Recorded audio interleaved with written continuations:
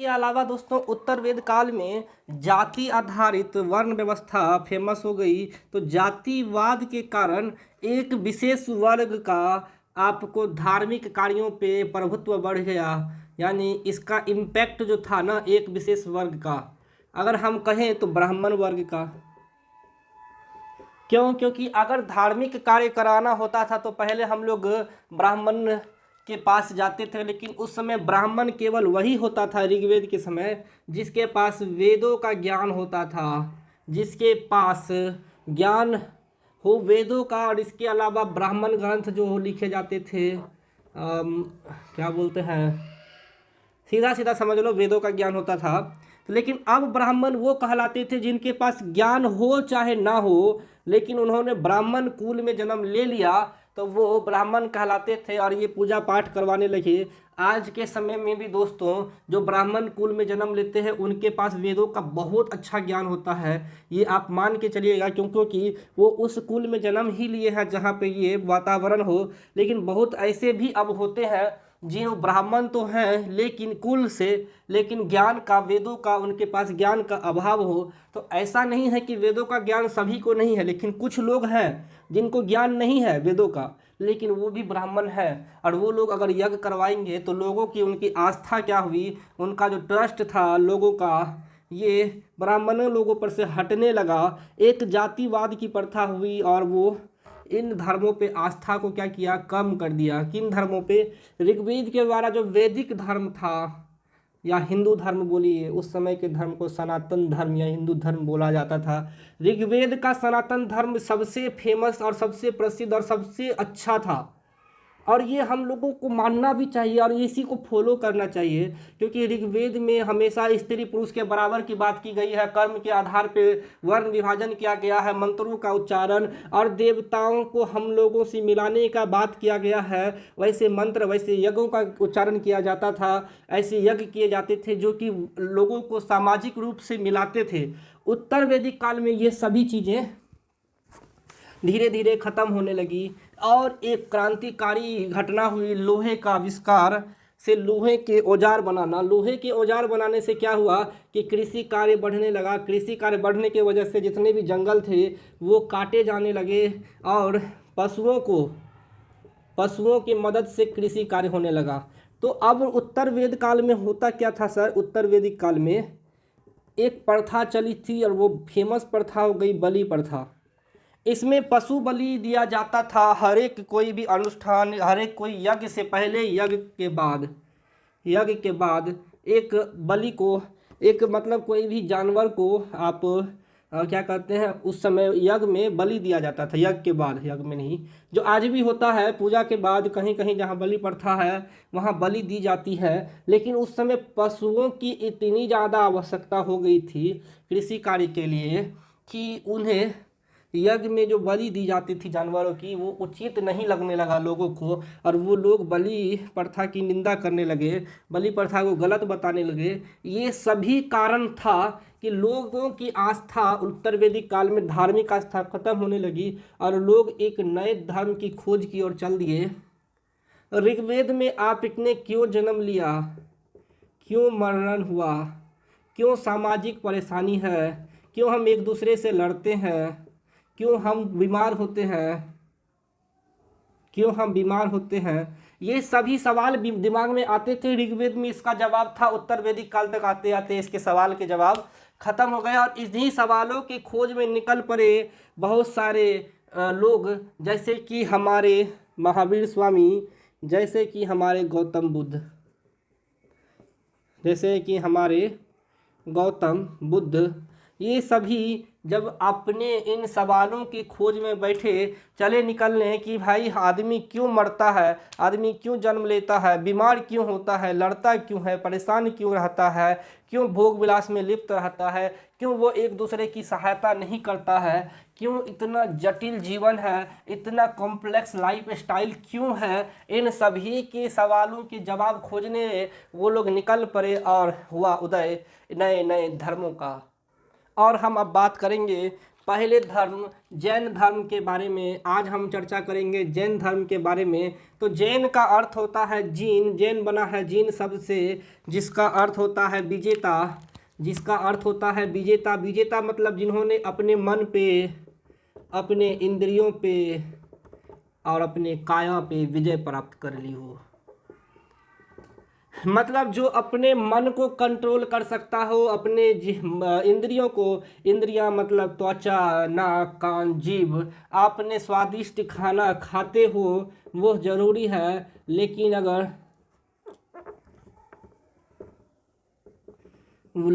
अगर आपने अपने जिह्वा पे कंट्रोल कर लिया तो आप अपने भोजन को समाहित कर लोगे और भोजन पे कंट्रोल कर लोगे। और यह जितने भी विजेता वाले कार्य थे जीन शब्द से, वो सभी जैन धर्मों के मतावलंबी व जैन धर्मों में क्या कहते हैं उसको ग्रहित किया गया था, लिया गया था।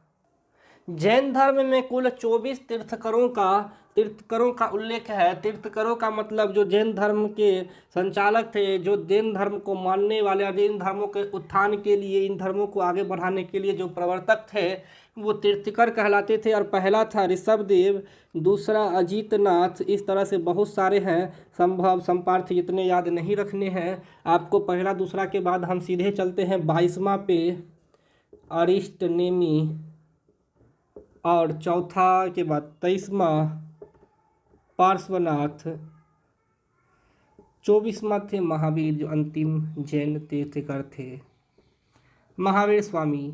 इन 24 जैन तीर्थकरों का उल्लेख जैन ग्रंथों में मिलता है, जिनमें ऋषभदेव को सांड का प्रतीक यानी बैल का प्रतीक माना जाता है, जबकि अजितनाथ हाथी, पार्श्वनाथ को आपको सांप यानी सर्प और स्वामी को सिंह बोला गया है, स्वामी को सिंह बोला गया है। अरिष्टनेमी का क्या था याद नहीं है, शंख है। अरिष्टनेमी का शंख 16वें थे शांतिनाथ। एक और लिख लो जो कि कभी कभी पूछा जाता है, ज़्यादा नहीं। 16वें थे शांतिनाथ और इनका था मृग नाथ। मृग मतलब हिरण, हिरण मतलब डियर, हिरण ही लिख देते हैं, संस्कृत में नहीं लिखते हैं। तो जैन में कुल 24 तीर्थकरों में ये 24 तीर्थकरों में से कुछ प्रमुख तीर्थकर थे। और सर आप 1 और 22 को घेरा मार दीजिएगा, इसलिए क्योंकि ये VVI पॉइंट हम बताने वाले हैं। यह VVI पॉइंट यह है कि ऋग्वेद में 2 तीर्थकर का उल्लेख है सर, 2 तीर्थकरों का उल्लेख है, तीर्थकरों का उल्लेख है, वह है पहले और 22वें, ऋषभदेव और अरिष्टनेमी। ठीक है दोस्तों, आप इसको उतार लीजिए। चलिए दोस्तों, अब हम बात करते हैं 24वें तीर्थकर महावीर स्वामी के बारे में, जो कि जैन धर्म के 24वें तीर्थकर थे। तो ये सभी ऑब्जेक्टिव क्वेश्चंस हैं जितने आपको 1 से लेकर 10 तक पूछे जा रहे हैं। महावीर स्वामी का जन्म 540 ईसा पूर्व, पिता का नाम सिद्धांत, माता का नाम तिरसला, पत्नी यशोधरा। तिरसला जो थी ना, लिच्छवी एक था जहाँ पहली बार गणतंत्र की स्थापना हुई थी। लिच्छवी आज के वैशाली में पड़ता है। लिच्छवी लंदरेश चेटक की बहन थी। इतना तो नहीं पूछता है, लाल वाला नहीं पढ़ना। सिर्फ माता का नाम तिरसला, पत्नी यशोदा, यशोधरा नहीं, यशोदा, पुत्री प्रियदर्शना, दामाद जामिली। पहले शिष्य मुखली पुत्र गौसाल थे जो आजीवक संप्रदाय के संस्थापक थे। गृह त्याग मतलब घर छोड़ दिया 30 वर्ष की आयु में। ज्ञान प्राप्ति 12 वर्ष बाद 42 वर्ष की आयु में, 30 में 12 जोड़ दो। कहाँ पे? तो जृंभिक ग्राम में। किस नदी के तट पे? नदी तट का नाम क्या था? ऋजुपालिका नदी। और वृक्ष कौन था जिसके नीचे में वो तपस्या किए? 1 साल वृक्ष था। और उनको निर्माण या अपनी मृत्यु बोल सकते हो। 72 वर्ष की आयु में 468 ईसा पूर्व। और ज्ञान प्राप्ति को केवल्य बोला जाता था। जैन धर्म में बुद्ध के ज्ञान प्राप्ति को केवल्य बोला गया। और यह इम्पोर्टेंट पॉइंट है जो आपसे एग्जाम में पूछा जाता है। इसको उतार के आप लिखिए और इसको याद रखिएगा। चलिए दोस्तों, अब हम बात करते हैं जैन धर्म की प्रमुख शिक्षाओं के बारे में। तो जैन धर्म की प्रमुख शिक्षाएं पंच महावर्त में दी गई है। पंच महावर्त, तो अगर महावर्त की संख्या पूछी जाए तो महावर्त थे 5। वर्त में आपको 5 बोले गए हैं जिनका पालन दैनिक जीवन में हमेशा करना था।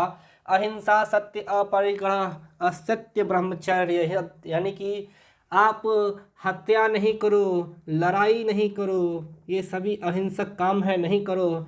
सता सत्य बोलो, वैसा पैसा जमा मत करो। आप मुकेश अंबानी मत बनो, आप ऋषि मुनि बनो, दान करो। आप असत्य यानी चोरी मत करो, और ब्रह्मचर्य यानी इंद्रियों को वश में करना। ब्रह्मचर्य मतलब तपस्या करना और अपने इंद्रियों को अपने मन पे काबू करना, ये आपको ब्रह्मचर्य थे। और इसमें से जो पहले 4 नियम थे ना, ये पहले 4 नियम, ये 4 नियम दिए थे सर किसने? ये दिए थे आपको 23वें तीर्थंकर पार्श्वनाथ ने, जबकि अंतिम तक दे दिया था ये आपको दिया था महावीर स्वामी ने। महावीर स्वामी ने अहिंसा का वर्णन आपको ऋग्वेद में भी मिलता है, और असत्य का यानी चोरी नहीं करने का वर्णन भी ऋग्वेद में मिलता है।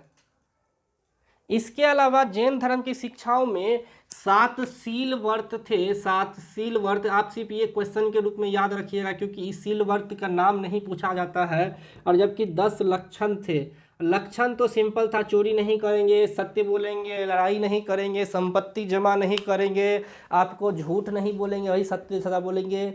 उसके बाद आपको त्याग करेंगे, मन पे काबू करेंगे। अरे बहुत सारे लक्षण हैं, आपको केवल और केवल 10 लक्षण होते थे, ये याद रखना है। और पंच महाव्रत का नाम याद रखना है, जबकि शील व्रत का नाम याद नहीं रखना है। तो सिर्फ 7 शील व्रत और 10 लक्षण जैन धर्म में बताए गए हैं। इसके अलावा जैन धर्म की शिक्षाओं में 3 रत्न और 3 दर्शन हैं। तो दर्शन कितने हैं? 3, और रत्न कितने हैं? 3, जिसको त्रिरत्न बोलते हैं। त्रिरत्न मतलब सम्यक दर्शन, सम्यक ज्ञान मतलब संपूर्ण दर्शन, संपूर्ण ज्ञान और सम्यक आचरण।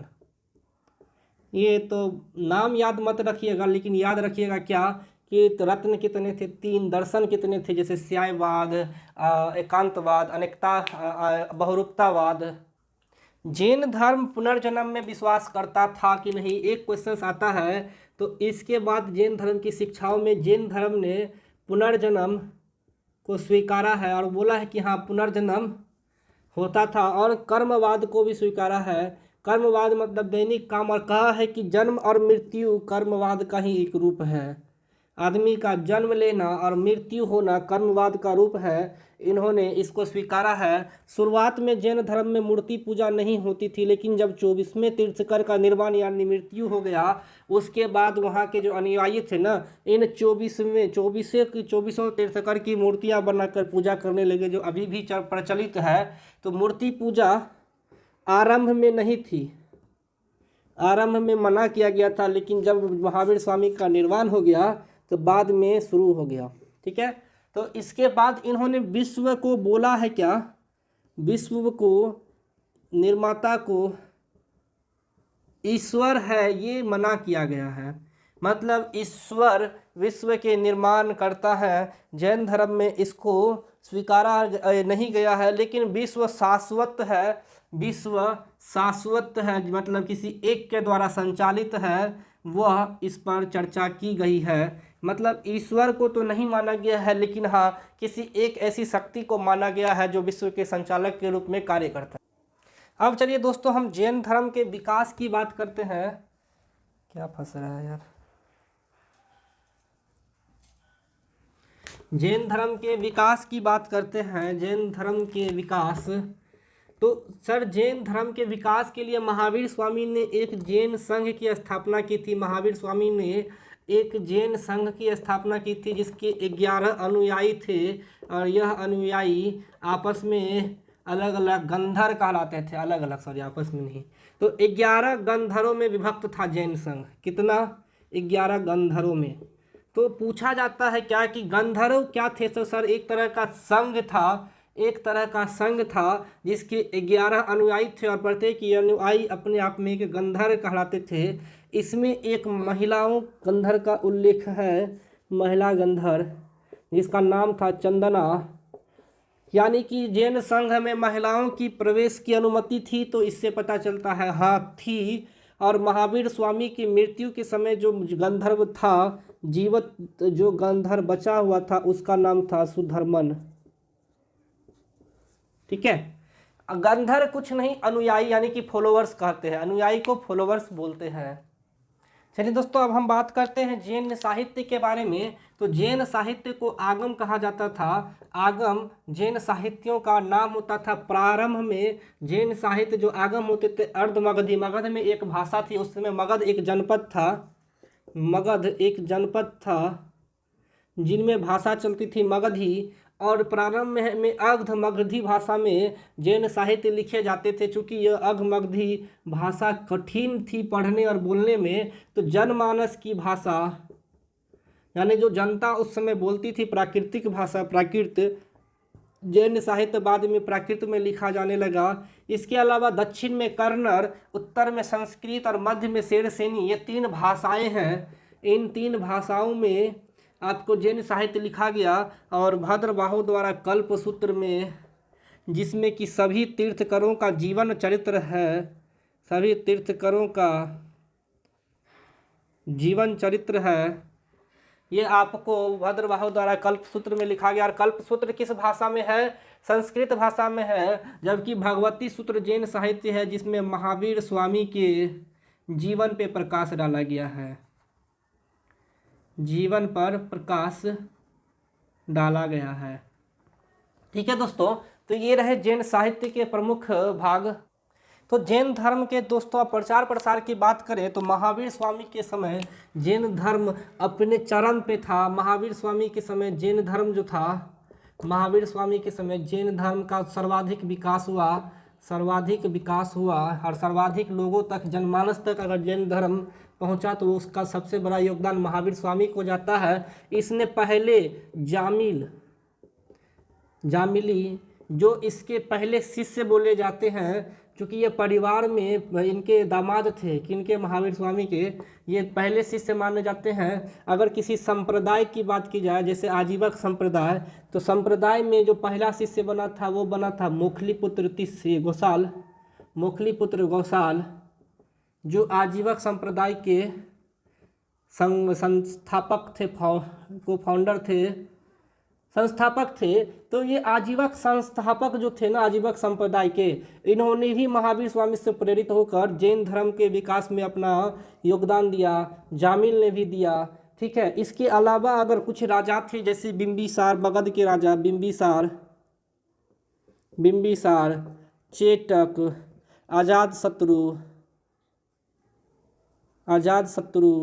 उदयन, ये सभी राजा जो थे ये सभी जैन धर्म यानी महावीर स्वामी के समकालीन थे और महावीर स्वामी के जो उपदेश थे उनसे प्रभावित थे और उन्हें ये फॉलो करने लगे। तो उस समय राजाओं ने भी इनका बहुत अच्छा सहयोग दिया।